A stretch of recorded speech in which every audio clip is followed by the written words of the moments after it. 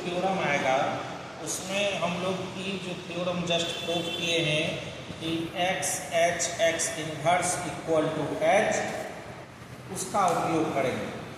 अगर एच हो जाए नॉर्मल सब ग्रुप, निशु क्या हो रहा है तुमको, थोड़ा तान के बैठो। एक्स एच नहीं, कोई शिकवा शिकायत है तो बोलो, कोई प्रेशर लेके अपना क्लास नहीं करना। X H X inverse equal to H, उसका हम लोग उपयोग करेंगे। अब इसमें है क्या कि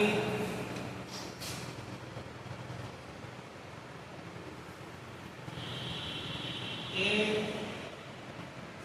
subgroup H of group G is normal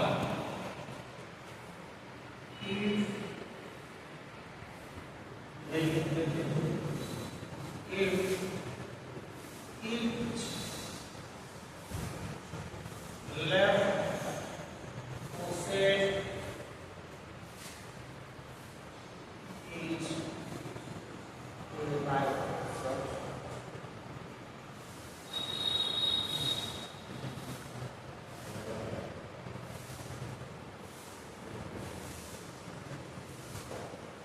coset किसका बनता है? आपको तो बताया है कोसेट किसका बनता है? सब ग्रुप, ग्रुप का कि सब ग्रुप का? सब ग्रुप, सब ग्रुप का ना।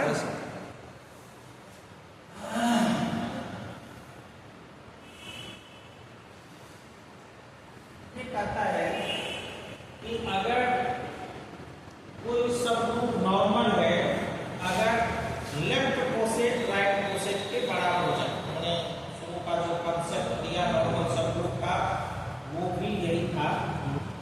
तो देखिए प्रूफ करते हैं।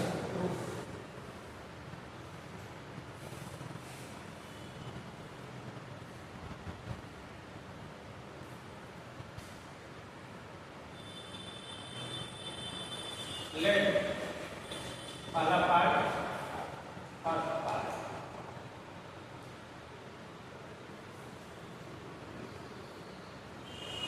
H is normal subgroup of which implies, then आपको प्रूफ करना है कि लेफ्ट कोसेट राइट कोसेट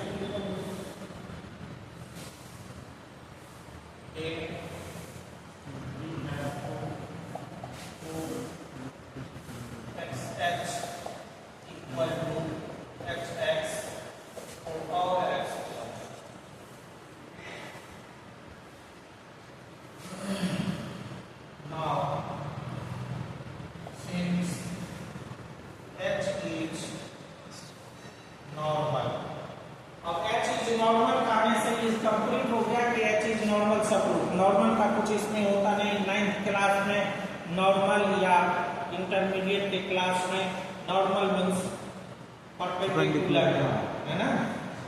तो यहाँ ग्रुप थ्योरी में नॉर्मल में नॉर्मल सबग्रुप, और निश्चित रूप से जी ग्रुप है तो जी ही का होगा। H is normal which implies x H x inverse equal to H और all x belongs to H. अब आप राइट साइड से इसको एक्स से मल्टीप्लाई करिए, बड़ा आसान है।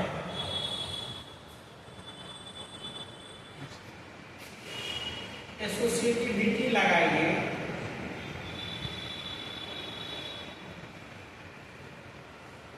एक्स एच ई हो जाएगा इक्वल टू एच एक्स, और ये आपका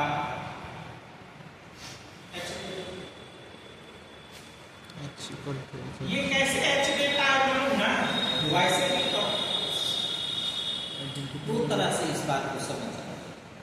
ई आइडेंटिटी एलिमेंट, तो ई तो एच में भी होगा है ना, और आइडेंटिटी एलिमेंट से या एच में मान लीजिए नहीं, तो आइडेंटिटी एलिमेंट से किसी भी एलिमेंट को मल्टीप्लाई करेंगे तो वही एलिमेंट रहेगा।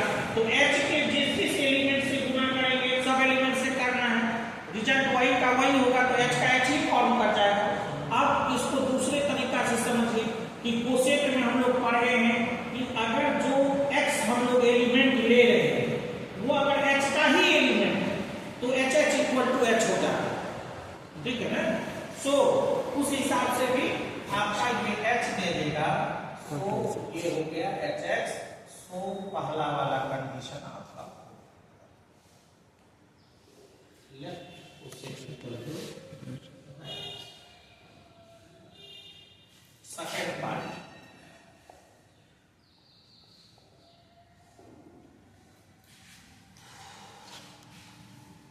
Let H is a subgroup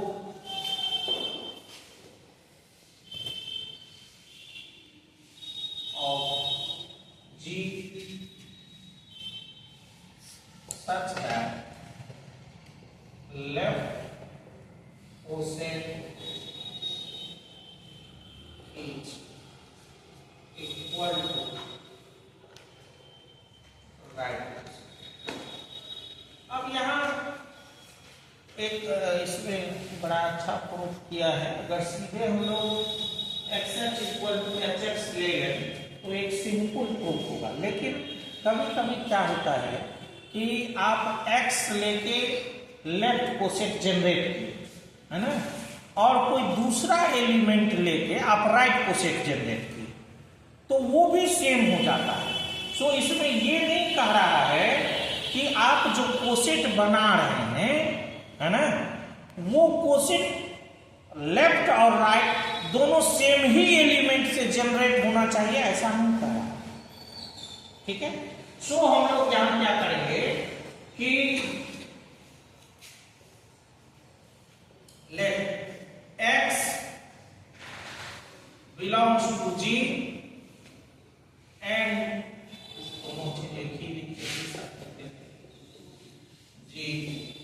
we are integrating such that xh equal to h1। अब अपने लोगों को जाना है इस तरह से कि हो जाए x inverse equal to h, ये आपका प्रूफ होना चाहिए, तभी नॉर्मल होगा। आपको इस केस में दिखाना है, then we have to prove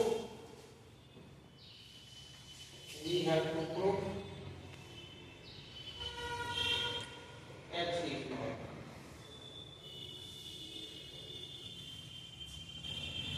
यहां और सम y, अगर ऐसा नहीं लिखेंगे तो इसका मतलब होगा कि लेफ्ट कोसेट किसी भी एलिमेंट से जनरेट करे, है ना, और राइट कोसेट किसी भी एलिमेंट से जनरेट करे, वो सब बराबर होगा, है ना, लेकिन ऐसा संभव नहीं है।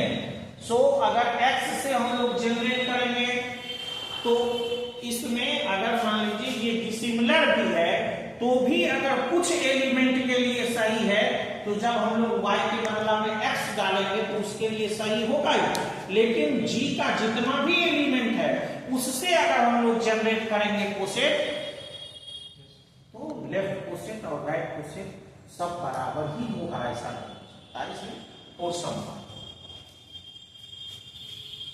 अब देखिए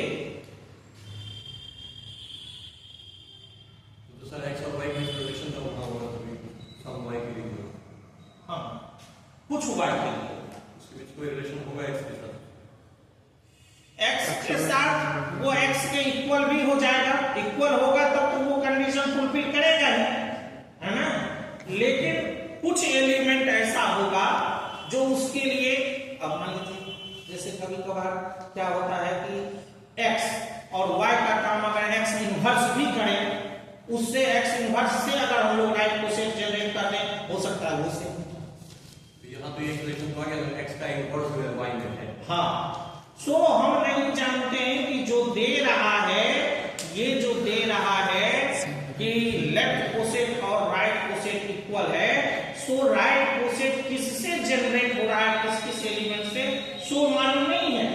समझ में आ रही है? ये जो रेंज हम लोग ले रहे हैं वो इस वाले रेंज से xh इक्वल टू hx वाले रेंज से पूरा वाइड रेंज है। ये तो हो गया उसी एलिमेंट से आपको राइट कोसेट जनरेट हो रहा है जिससे ये लेफ्ट कोसेट जनरेट है। ठीक है, उसको छोड़ के भी कुछ एलिमेंट ऐसा है जिससे जो राइट कोसेट बनाएंगे वो इस एक्स एच के बराबर होगा। सो करना है। पहले थ्योरम प्रूफ को जाने दीजिए, आप घर पे मंथन करिएगा फिर आगे ठीक है ना। अब ये सोचिए कि अगर हम लोग एक ही एलिमेंट से लेफ्ट कोसेट जनरेट करें और राइट कोसेट जनरेट करें, उसको इक्वल प्रूफ कर दें, ठीक है, या इक्वल दिया हुआ, ठीक है, वो काम करें। और अगर x एक राइट को लेफ्ट कोसेट एक एलिमेंट से जनरेट करें और दूसरे एलिमेंट से राइट कोसेट जनरेट करें, तो ये दूसरा एलिमेंट से जो राइट कोसेट जनरेट करेंगे तो इसका रेंज थोड़ा बढ़ जाएगा, है ना। सोचो,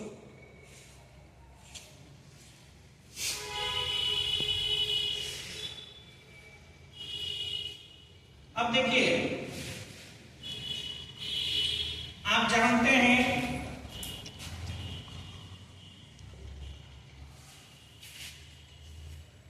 एक्स एच, ये गौर से देखिए, एक्स इसका एलिमेंट होता ही है। अगर आपको सिर्फ मॉडर्न अलजेब्रा में क्या है ना, छोटी छोटी बातें बहुत है।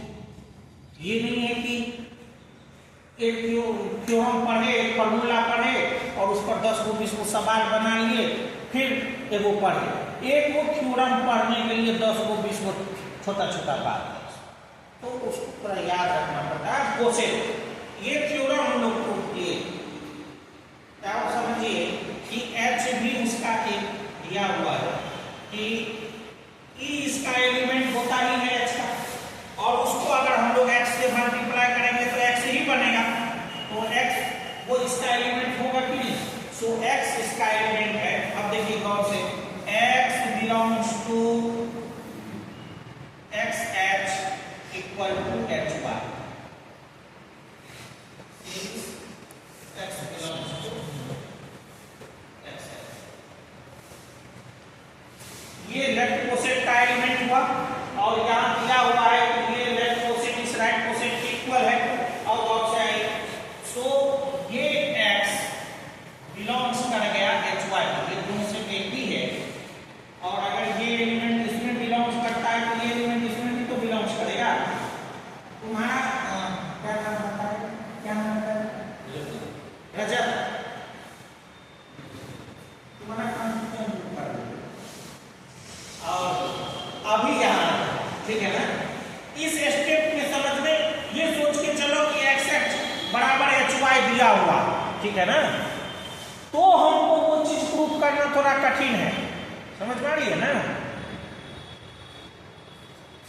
X H x inverse equal to H, अगर x H equal to H y दिया हुआ है तो ये लाना थोड़ा कठिन है।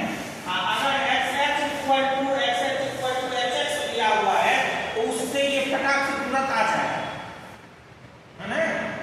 तो यही कठिन है अभी आपका, तो ये इसका वाई रेंज है, इसके लिए साबित हो जाएगा, तो उसके लिए होता ही। सो हम लोग थ्योरम थोड़ा सा उसके स्टेटमेंट को दोबारा से पढ़ेंगे वर्ड बाय वर्ड, आपको समझना है। X belongs to X Y, दो सेट सेम है, ये एलिमेंट इसमें बिलोंग्स करता है, दूसरे में होगा ही। अब एक गौर से देखिएगा कि एक थ्योरम पहले हम लोग पढ़े हैं कि A belongs to H B, है ना, ऐसा है, A belongs to H B अगर है तो वो क्या हो जाता है, H A equal to H B. ये कोसेट वाले चैप्टर में एक थ्योरम है ना, उसका हम लोग यूज करेंगे। So x belongs to H A, that means X H equal to H Y. अब कहिएगा ये क्या कर दे, ये कैसे हो, है ना। ये देखिए, यहां थोड़ा सा अंतर है,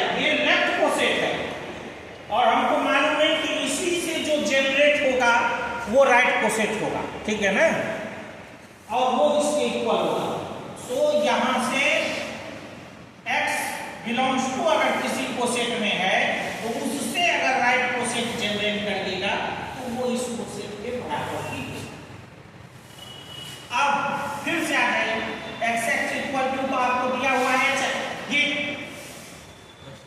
तो ये hx इक्वल टू xh लिख सकते हैं हम लोग।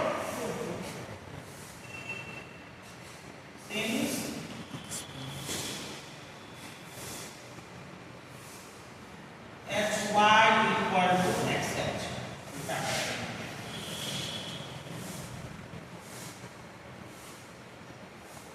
अब आपको जैसे मन होता है वैसे मल्टीप्लाई करना। x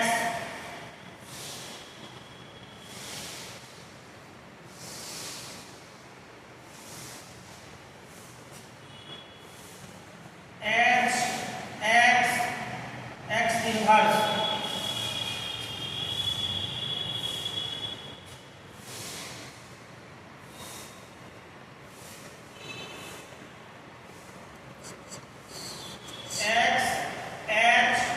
x इनवर्स,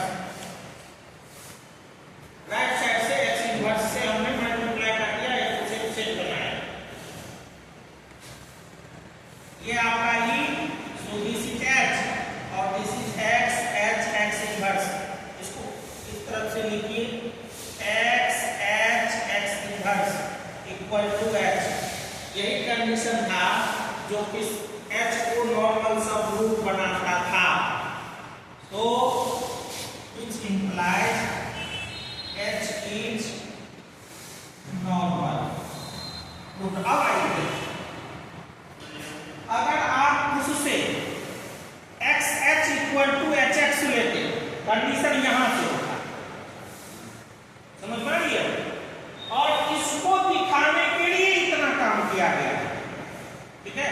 अगर मान लीजिए आप उसको ऐसे समझिए कि हमने ये यहां कह रहा है कि किसी भी एलिमेंट से आप लेफ्ट कोसेट जनरेट किए और वो कुछ दूसरे एलिमेंट लेके अगर राइट कोसेट जनरेट किए और अगर वो सब बराबर हो जाए तब आप दिखाइए कि h नॉर्मल, ठीक है। सो ऐसा होता है, ये नहीं है कि x से जो हम लोग जनरेट करेंगे लेफ्ट कोसेट और x से जो राइट कोसेट जनरेट करेंगे वो इक्वल होगा। ये तभी हो सकता है जब वो ऑपरेशन कम्यूटेटिविटी का पालन करेगा। लेकिन आप किसी दूसरे एलिमेंट से जब आप कोसेट बनाओगे, एक कोसेट बना के देखो, कोई ग्रुप ले लेना,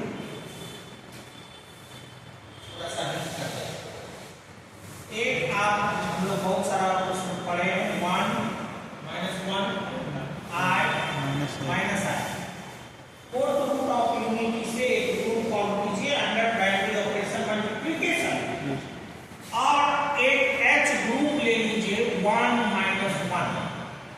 अब इससे कोई भी एलिमेंट पकड़ के मान लीजिए इसको x1 आप जनरेट करिए लेफ्ट कोसेट, क्या होगा i माइनस i, ये बनेगा। अब दूसरा माइनस i से जनरेट करिए राइट कोसेट, माइनस i से जनरेट करिए right coset, x minus i, यहां हो जाएगा माइनस i, यहां हो जाएगा प्लस i, ये होगा सेम है ना, जबकि एलिमेंट यहां और यहां दोनों अलग अलग लगाया गया, ठीक है। वही कह रहा है यहां कि अगर ऐसा कोसेट